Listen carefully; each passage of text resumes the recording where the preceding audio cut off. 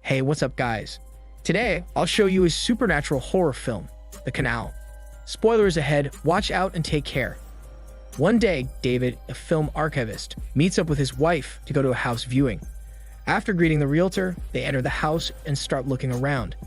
David watches his wife go up the stairs and notices movement in the corner of his eye. He follows the strange figure and is led outside of the house, where he finds an open manhole. After looking around the house, they agree to buy the house. That night, David is awakened by the vibrations of his wife's phone.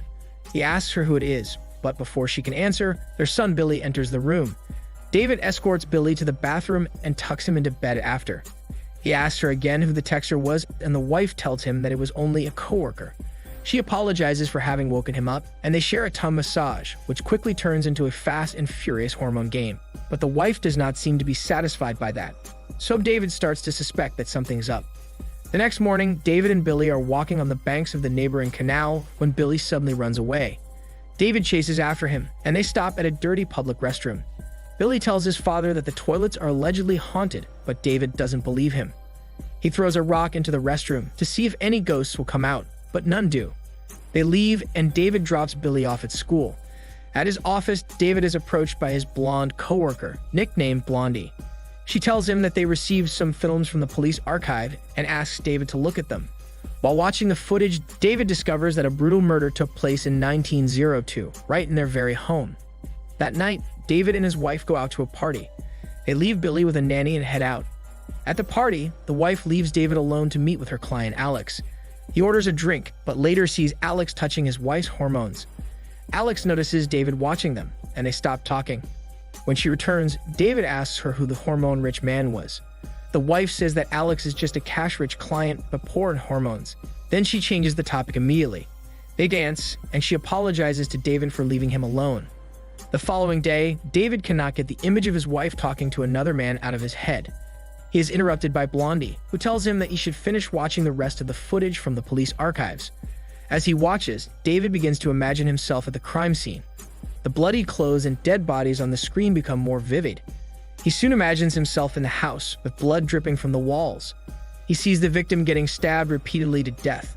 The walls split open, revealing the killer inside. David wakes up, realizing that it was all a nightmare. The next day, David stalks his wife and sees her together with Alex. He follows their body scent and watches until his wife enters Alex's hormone-smelly house. Suddenly, he receives a call from his son, who he forgot to pick up from school. Later that night, David breaks into Alex's house, only to see his wife playing dirty with Alex. In anger, he grabs a hammer and prepares to kill Alex. But then he comes to his senses and leaves instead, tossing the hammer into the canal. Along the way, he throws up and enters the dirty restroom. He throws up in the toilet and sees someone standing outside the stall. Hand marks also appear from the top of the door. Suddenly, a ghost is seen whispering to David. David snaps out of it and tries to crawl out of the restroom.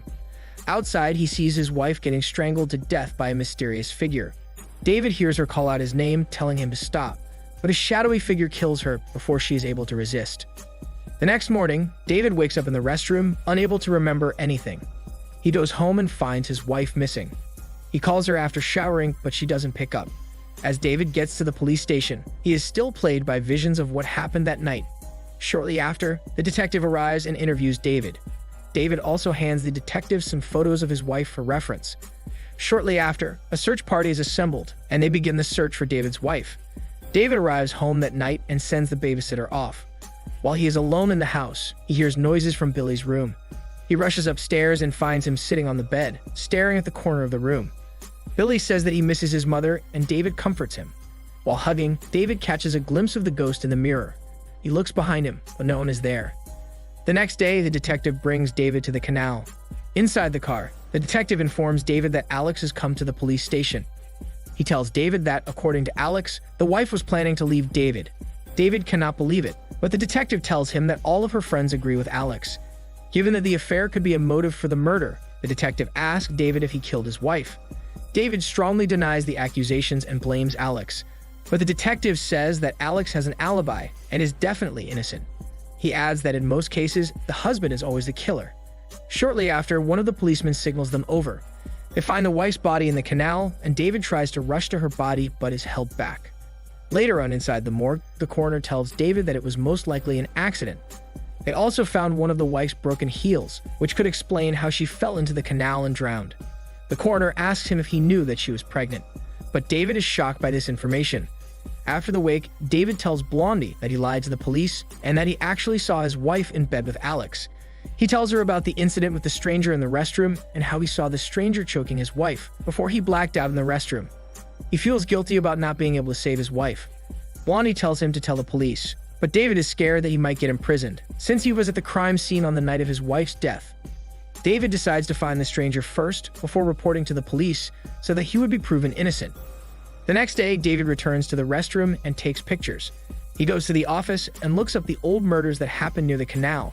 Blondie catches David and tells him to rest. He borrows some cameras from Blondie before he leaves. Later that night, he continues looking at the brutal murders from the files. He throws them in frustration, but accidentally hits the nanny. She tries to comfort him with her hormones, but he just sends her smelly body away. The next morning, David replays footage from his home and the canal that he took with the borrowed cameras. He suddenly finds the stranger standing behind him in the footage. He also sees the stranger walking around his house. After hearing noises, he hurries home with the footage. At home, he starts hearing noises in the walls. He calls the nanny and has her listen to the walls, but she doesn't hear anything. David tells her that he hears a voice whispering in prayer. Billy suddenly appears behind them and asks them what they are doing. David tells the nanny to tuck him back into bed. While alone, David digs a hole in the wall but finds nothing there. David suddenly hears noises coming from outside. Outside, he walks toward the open manhole and puts the cover back on. He turns around and sees the stranger standing in the window of Billy's room. He runs to Billy's room, but the stranger isn't there anymore. David sends Billy and the nanny to a hotel for their safety. He calls Blondie over to the house, shows her the stranger in the footage, and tells her that there are ghosts in the house. But Blondie doesn't believe his smelly bullshit, believing that he just want to trick her into seeing the adult film. But he insists that people used to see ghosts in the house. People also reported that a mysterious shadow was the one making the killings, similar to his wife's death.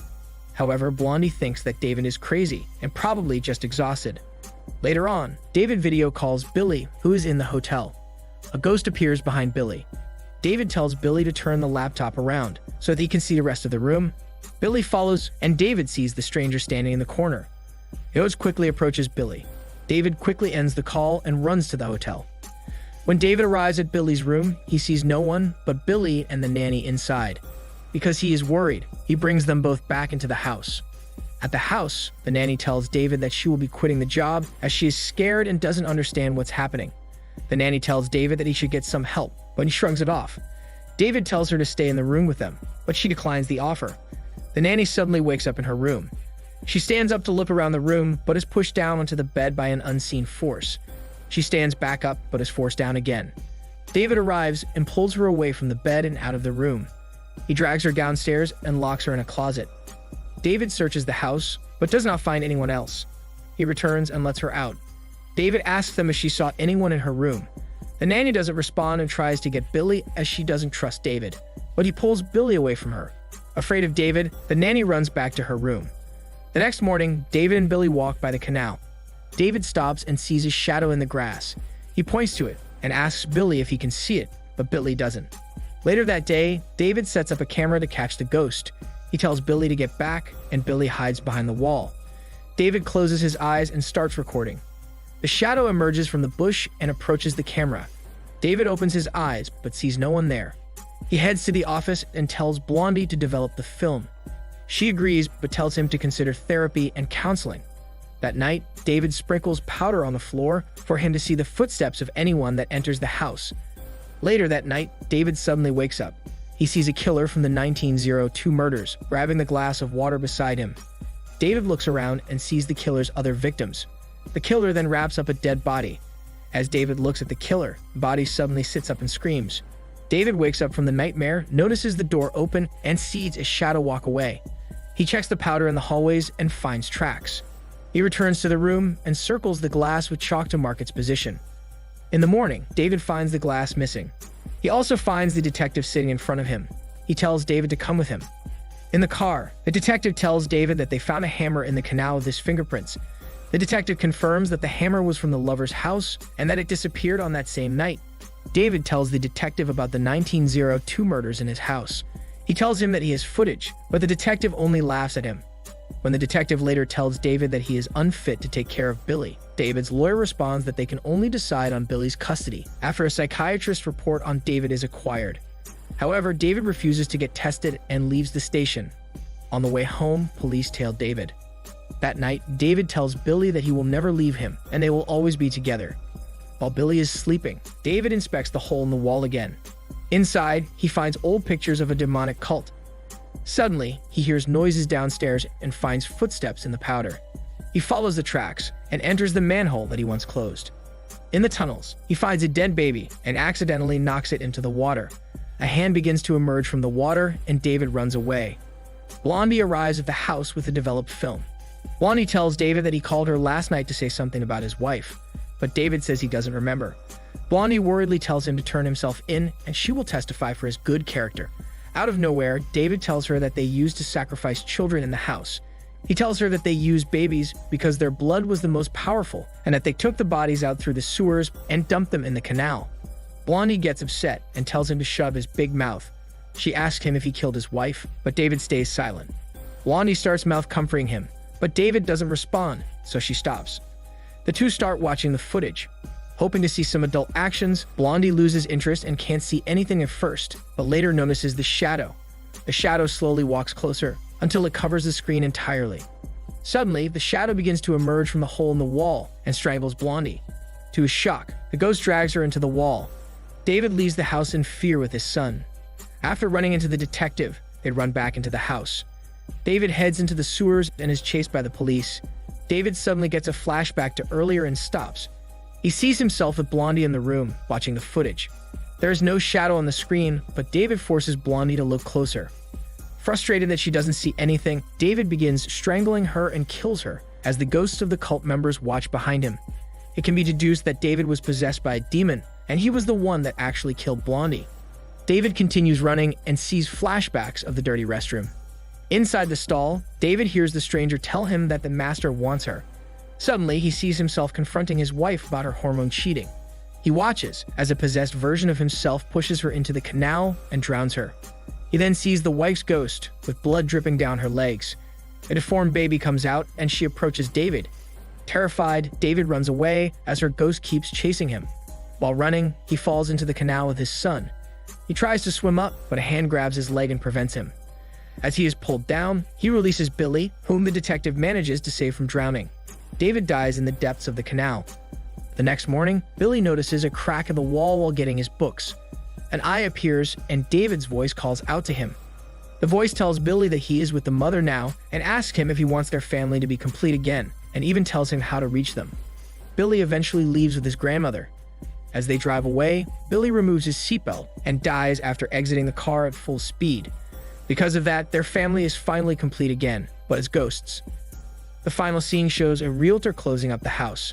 Billy is seen closing the door to his room, indicating that he too has become part of the ghosts in the house. This is Daniel CC Movie Channel. Stay safe and enjoy your day.